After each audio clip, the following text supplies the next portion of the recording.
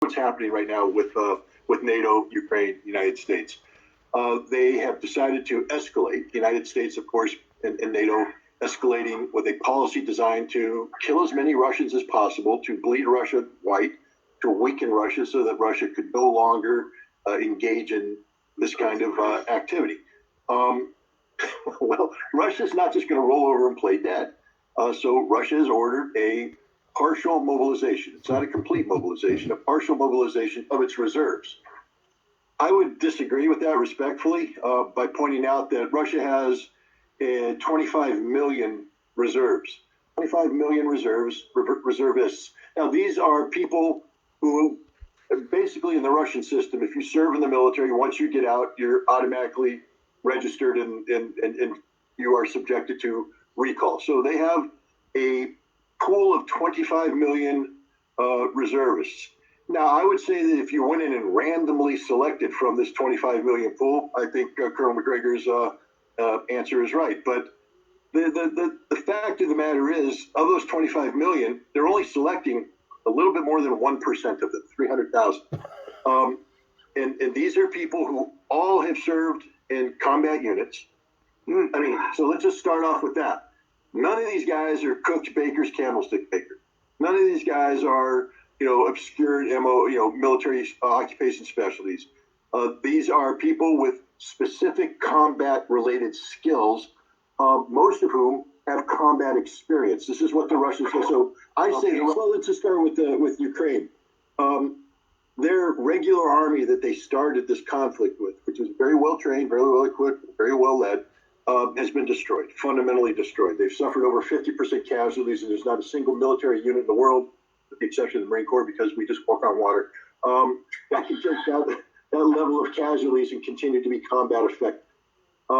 Look, Ukrainian colonels, commander of their special forces, said, I've lost 80% of my men. The guys they're giving me now just aren't up to the task.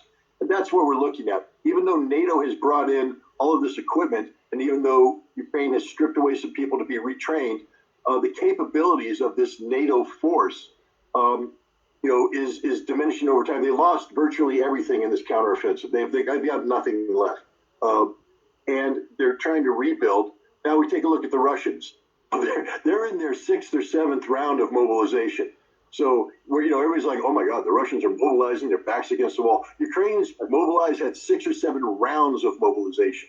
Right now, Ukraine has frozen the movement of all men. If you are a young man or going to the border, come back, you're seized at the border and thrown into the front line. I'll get the Russian number is going to be closer to 500,000. But the Ukrainians right now have around 700,000 men under arms. Now, but these include poorly trained territorial defense units.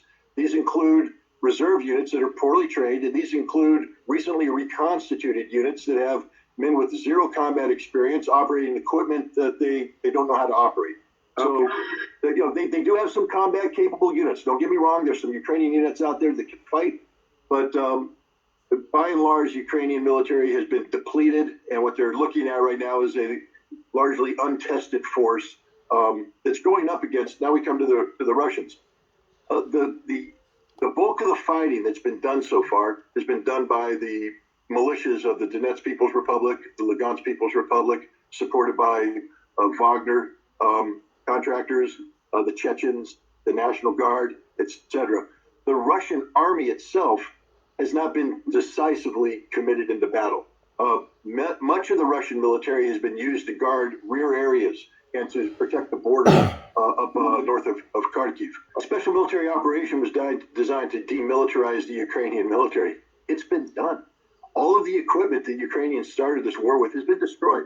5,000 tanks. 5,000 tanks have been destroyed. Tanks and armored fighting vehicles. Hundreds of aircraft. All that Ukraine has now is stuff that's been given to them since then. So if one wants to criticize the Russians, what are you criticizing for? For winning the special military operation, which they have done?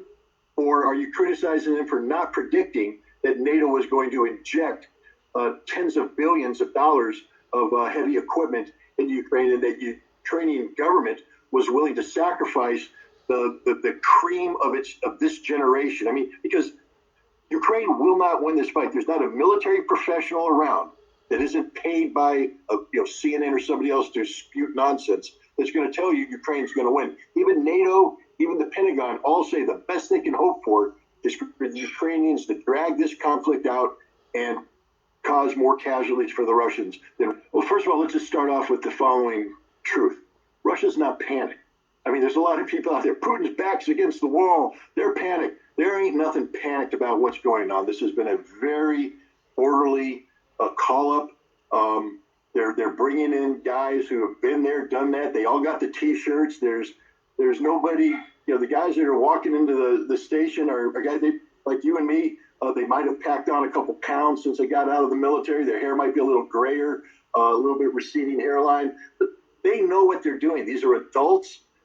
They're experienced. There ain't nothing scared about them. They're going to undergo a couple days of receiving training, because they've been out. Many of them probably have disqualifying health conditions. So they're going to be checked out by doctors, and those who are physically qualified will be given a handshake and a letter and sent home. Those who are physically qualified will be organized into units, and those units will be dispatched to the reserve training areas, where they will get a quick 2-week refresher on what it's like to be back in the military. Remember, they've all been in the military. They've been to basic training. They've served their time. So it's just a refresher to remind them that you sort of have to salute an officer. You have to stand at attention. This is how you wear your uniform. Here's your weapon, clean it, etc. And then they're going to be turned over for what could be about 2 months of organizational and operational training to turn them into a combat-capable unit. And they're going to learn how to use their equipment. They're going to practice using their equipment. And then there will be a final exam. And the unit will be put through a training evaluation. Officers from the general staff will sit there and evaluate them. And if they pass, that unit will be deemed to be combat-capable and will be turned over to the high command for deployment into the zone of the special military operation. So we're looking at about 3 months, I think, before you start to feel the impact of these troops on the battlefield. There's nothing precarious about it. The man's stronger than he's ever been. This decision to mobilize is being taken well by Russia. In fact, most Russians who support this conflict have been frustrated that it didn't come sooner. The only criticism they have of Putin is, why did it take so long? But again, when one breaks down the legal aspects of what it takes to make this happen, etc., Putin is doing everything correct. There's no panic in Russia. There's no. I know you want to ask a question about the long lines of people on the airplanes and the broken hands and all that. It's just not happening. Look, Russia's a nation of 130 some odd million people. No, it doesn't make. First of all, if you have a freshly broken bone, you could be arrested and go to jail for 10 years. So it's ludicrous. First of all, again, the only people who would break a bone. Let's just ask yourself right off. It's common